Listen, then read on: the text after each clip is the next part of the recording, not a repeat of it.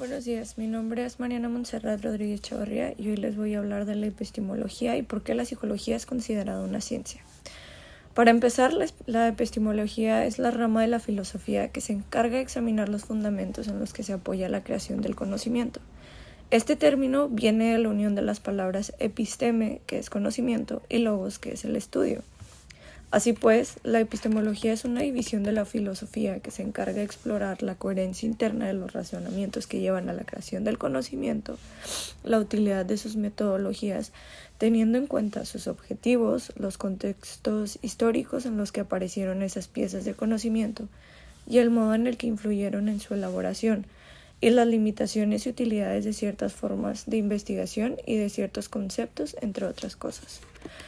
Si tuviésemos que reducir el significado de la epistemología a una pregunta, esta sería: ¿qué podemos llegar a conocer y por qué métodos? Retomando la pregunta anterior, reduciendo el significado de la epistemología sería la pregunta de qué podemos llegar a conocer y por qué métodos.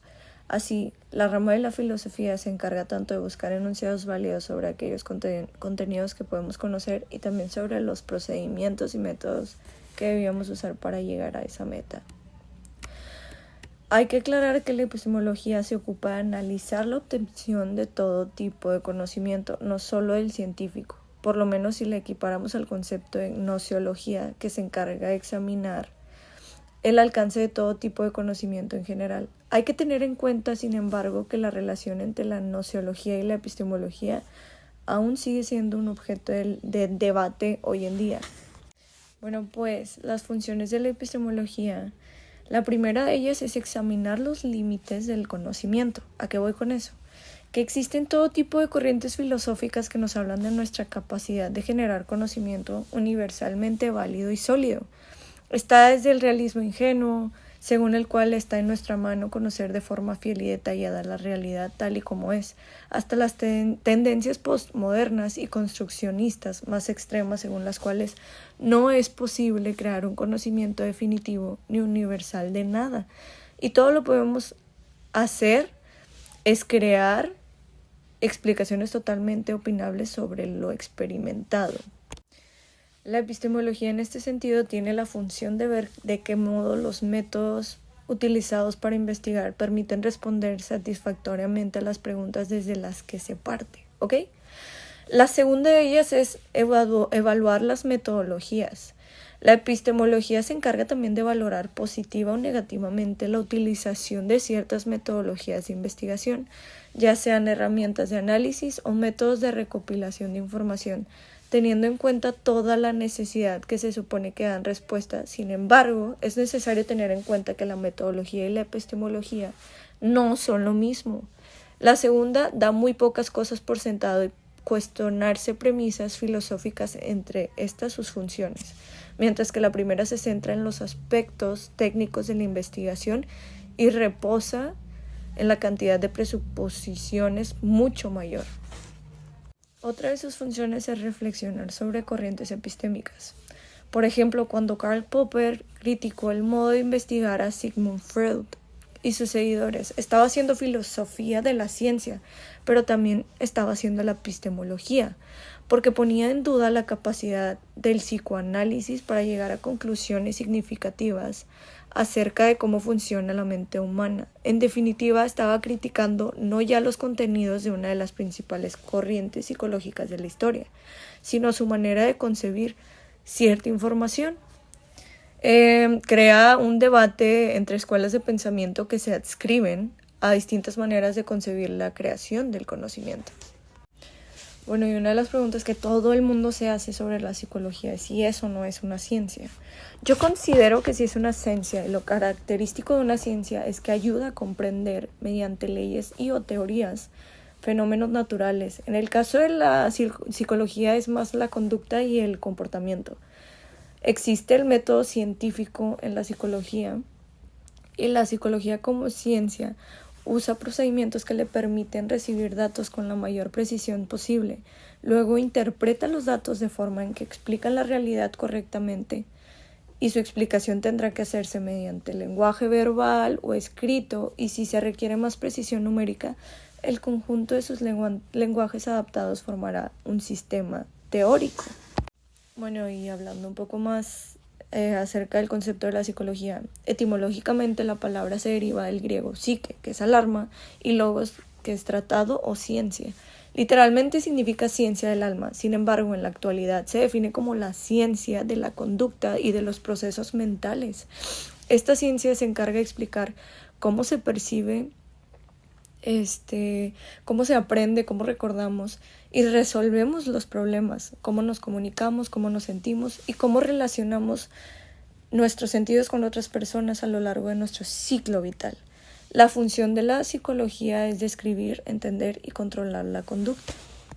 En pocas palabras, la psicología es considerada parte de las ciencias sociales. ¿Por qué? Porque desde el punto de vista moderno de la ciencia, la psicología ha sido en su mayor parte un proceso evolutivo, continuo con pocos cambios bruscos, en cuyo proceso todo descubrimiento importante resulta haber sido anticipado ya por otros descubrimientos. Bueno, pues investigué un poco y en muchos textos que leí decía que muchas personas no consideran la psicología como ciencia, pero en mi opinión personal sí se considera, pues porque además de hacer uso del método científico en todos los estudios de la conducta humana, se encarga de escribir, explica, predice, investiga y modifica los estudios fisiológicos y filosóficos de la conducta humana y sus procesos mentales. A pesar de que como individuos desarrollamos nuestra propia personalidad, esta se ve afectada por la sociedad, cultura o el grupo al que cada quien pertenece como individuo. Es por eso que hay que considerar las raíces de la conducta humana, tomando como base los estudios epistemológicos de la psicología, fisiología y la filosofía.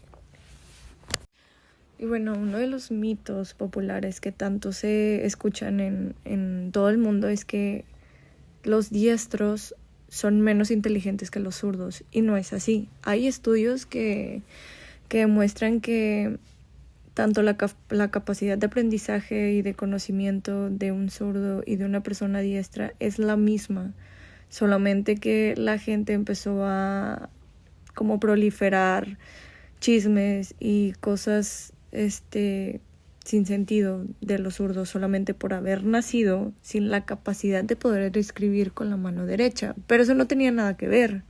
Y eso se desmintió gracias a psicólogos que hicieron estudios y llegaron a la conclusión de que no es cierto. O sea, la capacidad de aprendizaje de un zurdo y de un diestro es la misma. Bueno, ahora voy a dar un ejemplo de un fenómeno humano que es parte de la psicología como ciencia, y es el efecto placebo. Es algo que conocen muchas personas y el que prácticamente todo el mundo hemos sido víctimas. Sin embargo, no siempre somos conscientes de lo que es y qué relación tiene con la psicología y lo perjudicial que puede llegar a ser. El efecto placebo ocurre cuando creemos que algo nos cura cuando no es así. Es decir, uno piensa que tenemos una determinada sustancia, una acción, que en realidad no tiene poderes curativos ni sana. Esto hace que sintamos que tiene propiedades terapéuticas cuando no es así. A la larga puede ser malo porque no estaremos tomando lo que verdaderamente nos sana, sino es algo que pensamos que nos está sanando. El efecto placebo se produce con todo tipo de dolencias. Sin embargo, se produce aún más cuando tenemos enfermedades que tienen un amplio componente psicológico, como los trastornos de ansiedad, enfermedades con mucho dolor y que te provocan depresión más que nada. ¿Cómo se relaciona esto con la psicología? Pues bien, es importante tener en cuenta cuáles son los mecanismos psicológicos que toman parte en el efecto placebo. Por lo general, pues son errores de percepción o sesgos cognitivos, que estos hacen que interpretemos de manera errónea la realidad de las cosas. Una de ellas es la credibilidad, que si el remedio nos aporta a una persona en la que sí confiamos, tendrá más probabilidades de que nos haga bien, y que si nos lo da una persona que queremos, pues obviamente vas a creer en la palabra de esa persona. Otra de estas son los factores asociados al placebo. Si el placebo es caro o tiene pinta de estar elaborado o tiene tendencia a producir mayores efectos. Por ejemplo, tienes unas hierbas que comentas, no sé, con un familiar que te dice, no, estas hierbas debes de tomar y así, tú dices, bueno, es que no me llama la atención tomármelas así, pero si te las ofrecen en una cápsula y en un envoltorio llamativo, pues hay mayor probabilidad de que produzca un efecto positivo en tu cuerpo. Otra de estas es el condicionamiento. Por ejemplo, tienes unas hierbas que te han producido un efecto deseado, tiene más probabilidades de que esto se replique. Es decir, aprendes de que las hierbas te curan y esto hace cada vez que las uses con más frecuencia a como antes las usabas. Pues en conclusión, el efecto placebo sí ha sido estudiado por muchos psicólogos en el mundo, pero explica que la verdad es que algunos remedios carecen de acciones curativas y pues la neta es que no nos curan. Se comprueba que como las personas te lo venden, es como llega a tener un efecto positivo en otras personas. Sin embargo, estos efectos positivos no son grandes y pueden llevar a que pongas en riesgo tu vida. Como conclusión, pues podríamos decir que este remedio casero natural pues no es algo positivo, que muchas veces somos más bien víctimas del efecto que nos venden, el efecto positivo de una persona de, pues sí, esto funciona, pero no sabemos qué daño nos puede ocasionar en nuestro cuerpo. Y también es importante que acudamos a las personas correctas.